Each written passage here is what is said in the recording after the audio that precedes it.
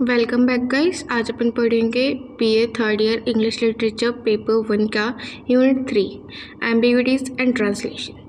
तो एम्बिग्यूटी होती क्या है? It refers to a word, phrase और sentence having multiple possible meaning leading to the uncertainty and opens to different interpretation. तो इसका मतलब ये हुआ कि कोई भी चीज़ है जिसके एक से ज़्यादा मीनिंग निकल रहे हैं, चाहे वो वर्ड हो या फ्रेज हो या कोई सेंटेंस हो, जिसके एक से ज़्यादा मीनिंग निकल रहे हैं, तो वो एम्बिग्यूटी सिचुएशन में चला जाता है। ठीक है, एम्बिग्यूटी में चला जाएगा, जिसका मतलब ये है कि उसके अलग अलग मीनिंग निकल रहे हैं, अलग अलग समझ सकते हैं अपन उसको, और उसका कोई फिक्स सेंस नहीं है, फिक्स नहीं है कि यही होगा इसका मतलब, नहीं, ये भी हो सकता है और ये भी हो सकता है, पॉसिबिलिटी में रहती हैं चीज़ें। ठीक है, तो एम्बिग्यूटी है वो भी 3 तरीके की होती है। सबसे पहले वर्ड पे डिपेंड करती है, फिर सेंटेंस पे डिपेंड करेगी, फिर कंटेक्स्ट, अपना कंटेक्स्ट क्या उस पर डिपेंड करेगी। ठीक है, तो जो वर्ड एम्बिग्यूटी होती है उसको अपन लेक्सिकल बोलते हैं, और जो सेंटेंस वाली होती है उसको या तो अपन स्ट्रक्चरल बोलेंगे या सिंटैक्टिक बोलेंगे। ओके, और जो कंटेक्स्ट वाली है वो प्रैग्मेटिक होती है। ठीक है, तो इसमें क्या है, देखो वर्ड वाली देखते सबसे पहले। जैसे इसमें एग्जाम्पल में दिया हुआ है वी सॉ हर डक, तो इसमें क्या है, जो डक वर्ड है उसके 2 अलग अलग मीन्स होते हैं। एक तो वदक भी होता है और एक डक होता है कि मतलब सर पैर ऊपर करके पता नहीं अजीब सा पोस्चर होता है। ठीक है, तो हमने उसे डक करते हुए देखा, ये भी उसका सेंटेंस निकाल सकते हैं, या हमने उसकी डक देखी तो हम वो भी सेंस निकाल सकते हैं सेंटेंस का। ठीक है, तो उसमें वर्ड जो था डक, उसके 2 अलग अलग मीनिंग थे, जिस चक्कर में अपना सेंटेंस के 2 अलग अलग मीनिंग निकले। ठीक है, आप देखते हैं सेंटेंस में जो स्ट्रक्चरल एम्बिग्यूटी है या सिंटैक्टिक एम्बिग्यूटी है वो क्या होती है। तो उसका एग्जांपल दिया है visiting relatives can be boring. तो इसका मतलब हो सकता है कि या तो रिलेटिव्स के यहाँ जाना बोरिंग है या रिलेटिव्स ही बोरिंग है, तो कुछ भी हो सकता है, या तो वो एक्टिविटी ही बोरिंग है या वो लोग ही बोरिंग है। ठीक है, तो ये सेंटेंस की वजह से है कि वो सेंटेंस लिखा हुआ था visiting relatives can be boring. उस सेंटेंस का स्ट्रक्चर ऐसा था जिससे कि हमें ये कन्फ्यूज़न हो रही है। इसमें कोई भी वर्ड ऐसा नहीं है जिसका मीनिंग अलग अलग निकल रहा है, नहीं, सेंटेंस का मीनिंग ही अलग अलग निकल रहा है। ठीक है, नेक्स्ट अपनी आती है कंटेक्स्ट की। तो इसमें होता है प्रैग्मेटिक, मतलब जो सेंटेंस है अपना वो इनकम्प्लीट है। I am going to store, उसने ये बोल दिया, अब वो चला गया। अब अपन क्वेश्चन करेंगे कौन सा स्टोर, ऑफलाइन जा रहा है, ऑनलाइन जा रहा है, या फिर स्टोर का मतलब आइडियाज़ भी होते हैं, स्टोर मतलब आइडियाज़ भी होते हैं, तो क्या पता वो आइडियाज़ के लिए सोच रहा हो ये सब चीज़ें। तो अपनी एम्बिग्यूटी ये 3 तरीके की होती है और अपनी एम्बिग्यूटी का टॉपिक ख़त्म होता है। Next we will move ahead with translation. तो अपना ट्रांसलेशन का टॉपिक स्टार्ट हो रहा है। ट्रांसलेशन सबको पता है, अनुवाद करना। अनुवादन क्या होता है, ट्रांसलेशन क्या होता है, converting one language to another, एक लैंग्वेज को दूसरी लैंग्वेज में बदलना ही ट्रांसलेशन होता है। तो जो ट्रांसलेशन का प्रोसेस है उसमें क्या क्या होता है, फर्स्ट थिंग तुम्हें सोर्स लैंग्वेज मिलेगी, जो तुम्हें एक मेन लैंग्वेज दी होगी, तुम्हें उसको ट्रांसलेट करना है किसी दूसरी लैंग्वेज में। तो जो लैंग्वेज तुम्हें दी हो उसको सोर्स लैंग्वेज बोलते हैं, और जो जिसमें तुम्हें ट्रांसफ़र करना हो उसको टारगेटेड लैंग्वेज बोलेंगे। ओके, टारगेटेड लैंग्वेज, तो उसके लिए अपन को दोनों लैंग्वेज की समझ होनी बहुत ज़रूरी है।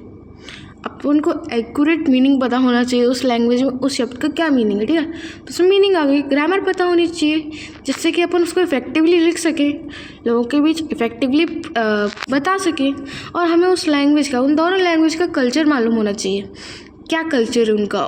कोई चीज़ें क्या होती हैं, कल्चरल बेसिस पे वर्ड्स होते हैं, कुछ वर्ड्स कल्चरल बेसिस पे ही मिलते हैं, तो फिर वो हमें यहाँ से वहाँ करना है, तो दोनों लैंग्वेज में दोनों कल्चर की अपन को समझ होनी चाहिए। ठीक है, तो ये प्रोसेस होता है, ये सारी चीज़ें उसमें इंक्लूडेड रहती हैं। ठीक है, अब पढ़ते हैं चैलेंजेस इन ट्रांसलेशन।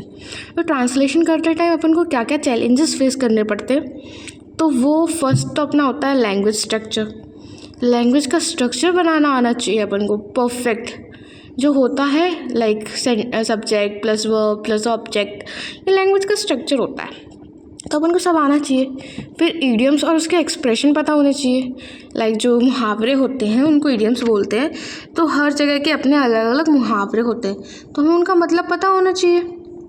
फिर आता है कंपाउंड वर्ड्स, जैसे कि कोई फ्रेज़ है या कोई वर्ड्स हैं, जैसे कि गिवन अप पढ़ते हैं या गेव अप पढ़ते हैं अपन, तो उसका मतलब होता है त्यागना।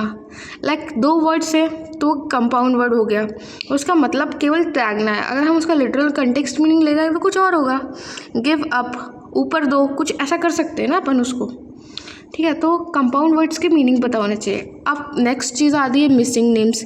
अब मान लो तुम्हारी एक लैंग्वेज में उस चीज़ का, उस ऑब्जेक्ट का नाम दिया है जिससे तुम्हें ट्रांसलेट करना है, ठीक है, पर दूसरी लैंग्वेज में उस ऑब्जेक्ट के लिए नाम ही नहीं बना है, फिर क्या करेंगे?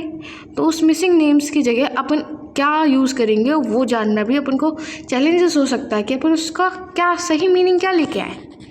ओके, नेक्स्ट आता है मल्टीपल मीनिंग। मतलब एक ही चीज़ के बहुत सारे मीनिंग्स हो सकते हैं, तो अपन को वर्ड सेलेक्ट करना होगा कौन सा अप्रोप्रिएट जाएगा। अपन को समझ होनी चाहिए वहाँ की उस सेंस में क्या चल रहा है, उस वर्ड का मतलब क्या निकलेगा उस सेंस में। लाइक अपन देख दो, जो एक सेल वर्ड है, बायोलॉजी में सेल का मतलब कोशिका होता है। अब यही चीज़ तुम एक्सेल में देखोगे, सेल का मतलब एक जगह होती है जहाँ पे अपन डेटा फिल करते हैं, मतलब हर जगह सेल का मतलब। और अगर केमिस्ट्री वगैरह में देख लो तो सेल एक तरीके की बैटरी का पार्ट है, ठीक है। तो अलग अलग मीनिंग होते हैं ऐसे एक वर्ड के। फिर नेक्स्ट आता है सार्काज्म, मतलब जो लिखा होता है उससे अपोजिट मीनिंग देता है सार्काज्म का मतलब। क्या पता कुछ अच्छा लिखा हो पर वो एक लाइक भी अपन किसी को ताने देते हैं ना, तो अपन उसकी बहुत ज़्यादा बड़ाई करते हैं, हाँ भाई तुम तो ऐसे हो, इतने अच्छे हो, पर अपन एक्चुअली में उसकी बड़ाई थोड़ी कर रहे होते हैं। तो वो सार्काज्म है, अपन उसको ताने दे रहे हैं, उसका अपोजिट ही मीनिंग निकल रहा है, ठीक है। अब अपने लास्ट इसमें टॉपिक है स्कोप ऑफ ट्रांसलेशन। तो ट्रांसलेशन में स्कोप क्या क्या है, स्कोप सॉरी लिटरेसी। अगर तुम कोई लिटरली वर्क ट्रांसलेट कर रहे हो, लाइक जो अपने ग्रंथ वगैरह थे, जब यहाँ पे ग्रीक्स लोग आए तो वो अपने ग्रंथ चोरी करके ले गए थे, कुछ मांग के ले गए थे, तो उनने वहाँ के ट्रांसलेशन किया, वहाँ जाके अपनी लैंग्वेज में ट्रांसलेशन किया। तो लिटरली में भी स्कोप है ट्रांसलेट करने का। टेक्निकल चीज़ों को ट्रांसलेट कर सकते हो कॉमन लैंग्वेज में, या कॉमन लैंग्वेज को टेक्निकल लैंग्वेज में ट्रांसलेट कर सकते हो तुम, जिससे कि समझने में आसानी हो। फिर लीगल लैंग्वेज के साथ भी यही चीज़ है, हर किसी को कोर्ट की भाषा समझ नहीं आती है, उसके लिए अपन को वकील की ज़रूरत पड़ती है कि वकील हमारे लिए वो ट्रांसलेट कर दे, लाइक। तो ये भी एक स्कोप है ट्रांसलेशन का। फिर आता है बिजनेस में, हर किसी के दिमाग में बिजनेस भी नहीं घुसता, उसमें इतनी सारी टर्म्स होती हैं, लायबिलिटी, इक्विटी, ड्राफ्ट्स, बहुत कुछ चीज़ें होती हैं। हर किसी के समझ में वो टर्म्स तो नहीं आएंगी, तो पब्लिक को जब समझाना हो तो उसके लिए अपन को उनके पब्लिक की लैंग्वेज में बताना पड़ता है ना।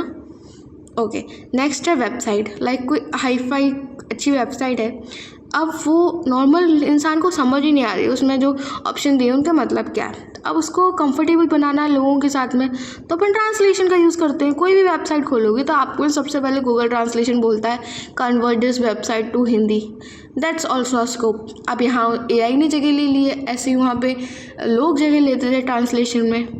ओके, तो अपना आज का ये टॉपिक ख़त्म होता है। Thank you, like, follow, share, comment.